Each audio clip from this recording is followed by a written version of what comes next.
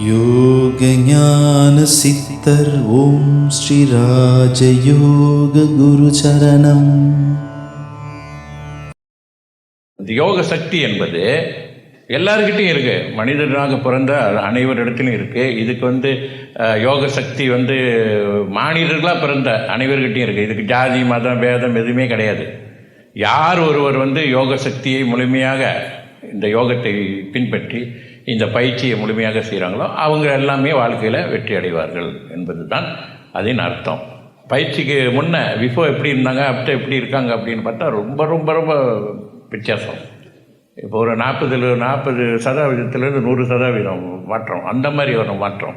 20% நான் மாற்றம் அடைஞ்சிருக்கேன் அப்படின்லாம் இல்லை. அந்த அளவுக்கு யார் ஒருவர் நம்பிக்கையோடு விடாமுயற்சியோடு, இது என்ன நான் சொல்லணும்னா, எந்த சூழ்நிலையிலும் மனிதன் நம்பிக்கை மட்டும் இழக்கவே கூடாது.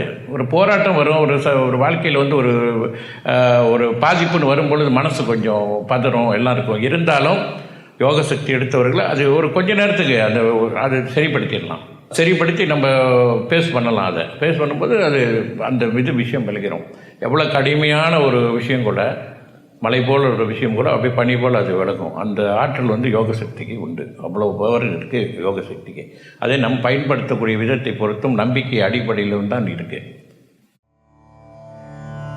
யோக ஞான சித்தர் ஓம் ஸ்ரீ ராஜயோக குரு சரணம்.